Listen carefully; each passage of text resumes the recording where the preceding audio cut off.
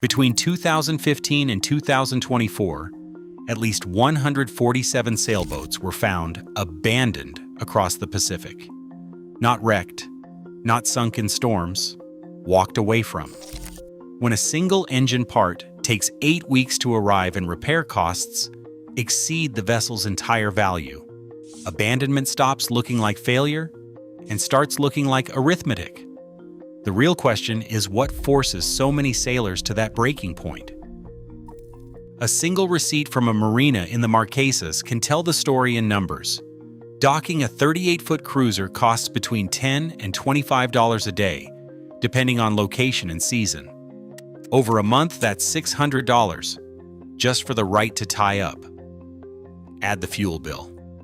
Pacific Islands often see prices spike 25% above mainland rates, with a full refill for a modest sailboat running $300 or more. A visa extension, required when repairs stretch on, ranges from $150 to $250 per crew member. Freight charges for even a small engine part start at $350 per cubic meter and can climb to $650 if the shipment is urgent or oversized. Customs processing tax on days or weeks of delay, each one adding to the marina bill. A marina manager in Fiji describes the steady trickle of cash. Every week, another sailor comes to the office, looking for ways to shave costs, maybe sharing a fuel run, or splitting a shipment from Auckland. But there's only so much you can do. The ocean sets the price. For most crews, these costs hit before anything breaks.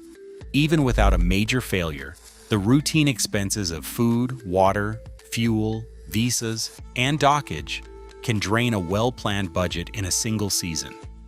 By the time a mechanical problem arrives, the financial margin for error is already razor-thin. A sailor who buys into a charter sailback deal often believes the arrangement will cushion their Pacific adventure. The promise is simple: charter the boat out when not in use, then reclaim it later, supposedly at a discount. But buried in the contract are clauses that can turn a floating asset into a financial trap. Exiting these agreements comes with a bill that can start at $30,000 US, regardless of the boat's condition or the owner's circumstances. Operators justify this with a reconditioning surcharge, $5,000 to $6,000 for a routine refit, sometimes more if the hull has seen hard miles. One operator admits, "We need to keep the fleet up to standard, and that cost is on the owner." Insurance, too, is rarely the safety net owners expect. Premiums have risen 12% since 2019, with policies now including higher deductibles and strict requirements for documented maintenance. If a claim is denied or delayed, the owner still owes the marina, the customs office, and the crew. Environmental fees are another hidden cost, $5,000 or more, levied by island authorities to dispose of derelict or damaged vessels. For a sailor already stretched thin, these fees arrive in rapid succession, each one shrinking the hope of a solvent escape. The reality is that by the time something breaks, much of the budget has already vanished into contractual obligations. At that point, walking away from the boat can feel less like a choice and more like the only way out. A diesel engine failure is the tipping point for many Pacific sailors. Data from incident logs reveals that 31% of abandonment cases in the region involve a complete engine breakdown.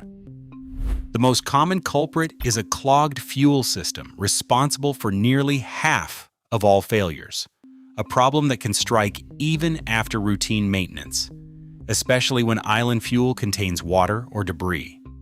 For a stranded crew, the first shock is the repair bill. A single replacement injector averages $2,500, not including labor. Parts rarely exist on the island. Mechanics often wait 6 to 8 weeks for shipments from Auckland or Los Angeles. During that time, the boat sits idle, burning through marina fees and visa extensions. A marine mechanic in Tahiti describes the pattern. "We get calls every week, engine won't start, fuel line blocked, injectors gone.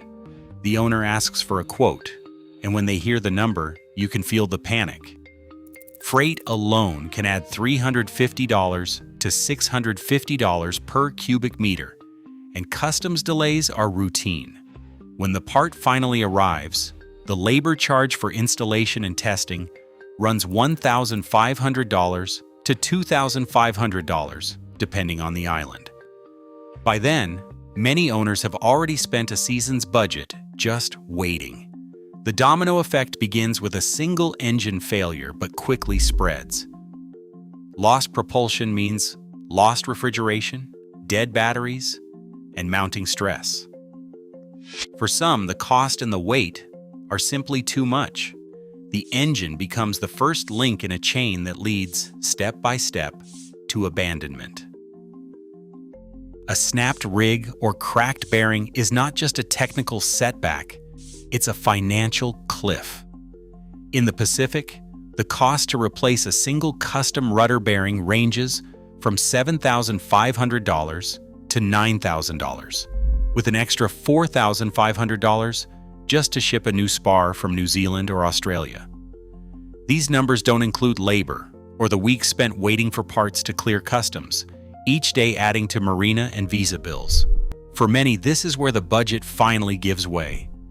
A couple in Fiji described the moment their rigging failed in a sudden squall.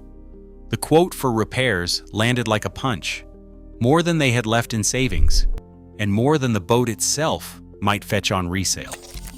They tried to hold out, patching the damage, rationing food, sleeping in shifts, but the tension built with every day at anchor. Arguments flared. By the end of the second week, they were barely speaking, each blaming the other for pushing too far or planning too little. 71% of long-term cruising couples report severe relationship strain after a breakdown like this. Some split up before the boat is even sold or salvaged. For solo sailors, the pressure is quieter, but just as real. One sailor, alone in the Tuamotus, faced a failed bearing and a repair bill that would wipe out a year's wages. After 2 months of isolation, the dream of freedom had curdled into exhaustion. Burnout sets in fast, 8 weeks without help, with the boat slowly decaying beneath you. The Pacific's remoteness doesn't just break hardware, it wears down the people who depend on it. When the cost of repair crosses a certain line and the crew is spent, abandonment stops feeling like failure and starts to look like relief. The decision to abandon a sailboat in the Pacific often comes down to a single calculation: when repair costs cross a threshold that no longer makes sense compared to the boat's value. For a typical 34-foot cruiser, market prices in the region hover between $75,000 and $110,000. But a serious failure, such as an engine replacement, rigging overhaul, or hull repair, can quickly add up. A composite repair bill of $27,000 to $35,000 is not uncommon, swallowing 30% to 40% of the boat's resale value in a single blow. That does not include the cost of having the hull shipped to a major repair yard, which can run another $3,000 to $4,000, or the steady drain of marina fees, visa extensions, and lost charter income during the long wait for parts. At this point, every dollar spent is a dollar lost. The hull's scrap value, often just $3,000 to $5,000, offers little consolation.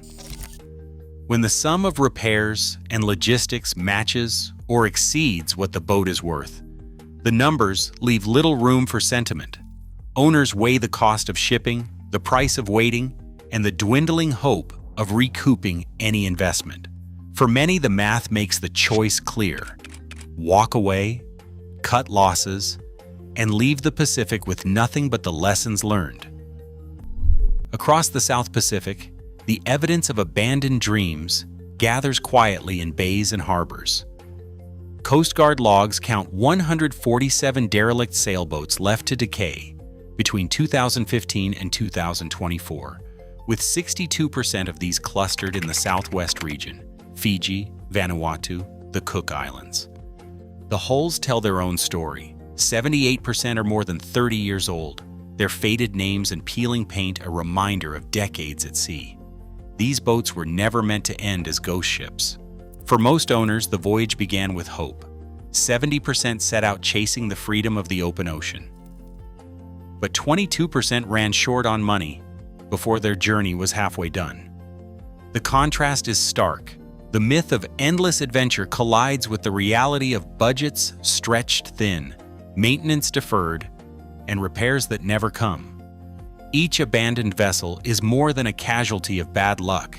It's a marker of the widening gap between the promise of escape and the hard arithmetic of survival. The Pacific doesn't hide these stories. It leaves them in plain sight, scattered across the water, silent and unfinished.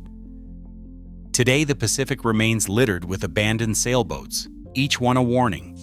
The true cost of crossing these waters is measured in risk, not just repairs.